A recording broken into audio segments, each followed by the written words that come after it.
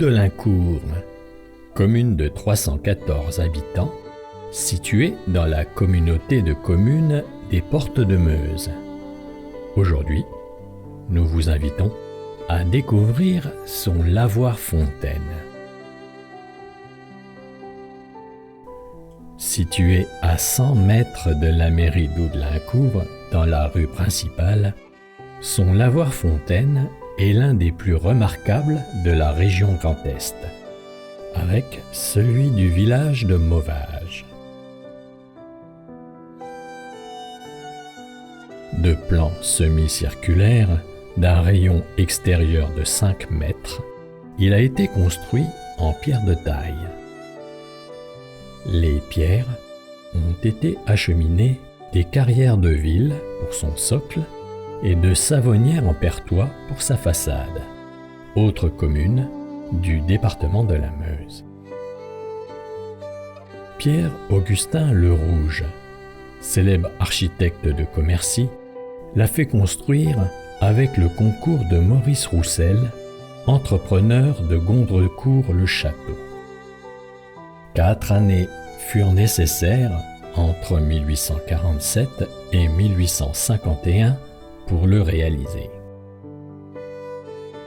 Pour dresser son plan, Pierre-Augustin Le Rouge s'est inspiré des monuments antiques, théâtre en hémicycle, afin de proposer un édifice fonctionnel pour les lavandières et le bétail, tout en étant agréable à regarder pour les habitants et les voyageurs de passage. En ce milieu du XIXe siècle, les autorités françaises se préoccupent de l'hygiène de leurs concitoyens et de la salubrité publique. On désire lutter contre les maladies transmises par la mauvaise qualité de l'eau.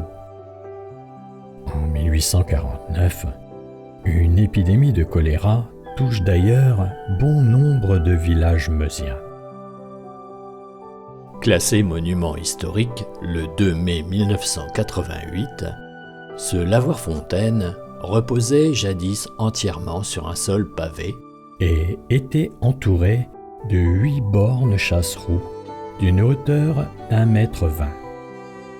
Aujourd'hui, seul le devant de la façade dispose encore d'un pavement calcaire et les bornes ne mesurent plus que 70 cm de haut.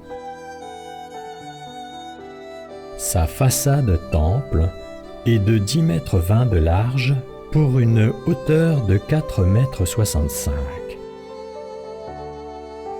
Au pied de celle-ci se dresse un abreuvoir de 10 mètres de long, d'une largeur d'1 mètre et de 80 cm de hauteur, idéal pour que les chevaux et bovins viennent s'y désaltérer.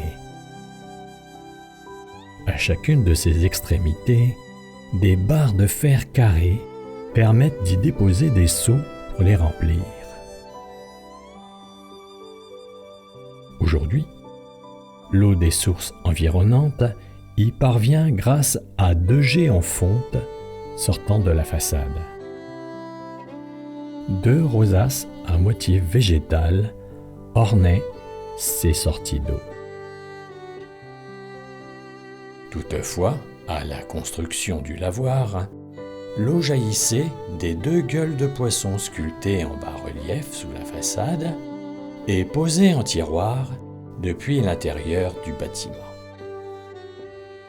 Ces poissons sont enroulés autour d'un trident, référence à Poséidon, dieu grec de la mer et des océans.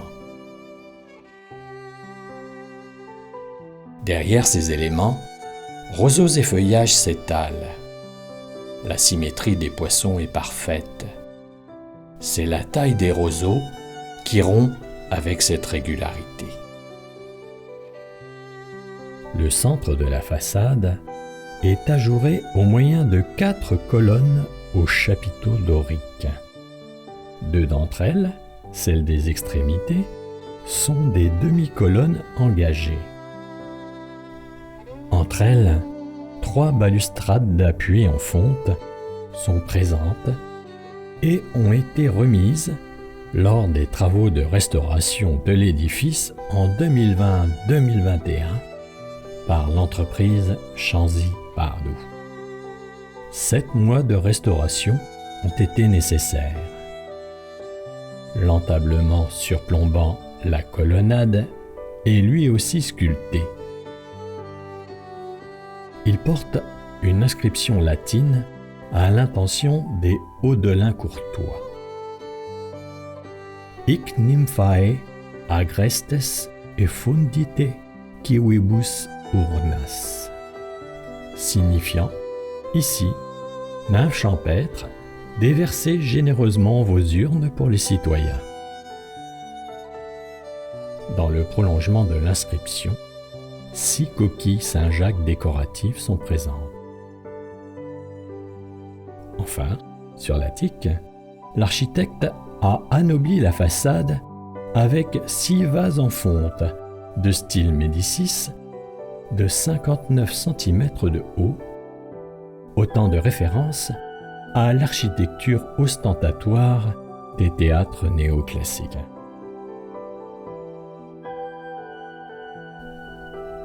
Par l'intermédiaire de 3 ouvertures à l'arrière de l'abreuvoir, l'eau s'écoule dans un bassin intérieur semi-circulaire d'un rayon de 2,60 m et d'une profondeur de 30 cm lorsque l'abreuvoir est plein. Des vannes régulent le niveau du bassin. Le trop-plein est évacué vers l'Ornain.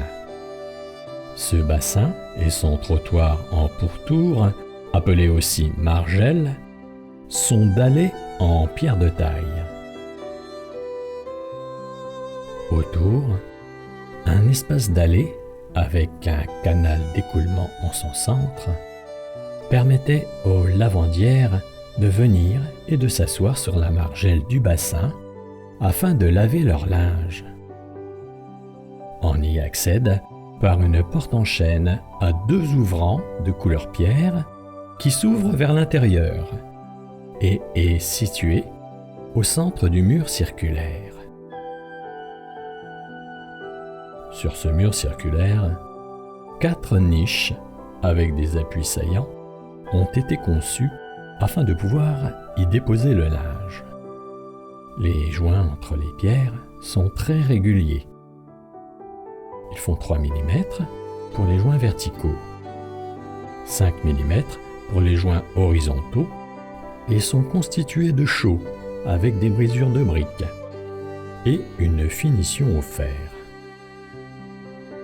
Quant au toit, il s'agit d'un enchevêtrement de poutres robustes en chêne épousant parfaitement la forme semi-circulaire du lavoir.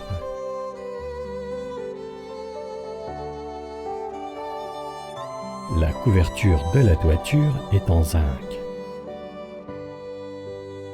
Si vous tendez l'oreille entre 2 clapotis, vous entendrez peut-être encore les chants et les histoires des lavandières qui ont fréquenté ce lieu pendant de nombreuses années.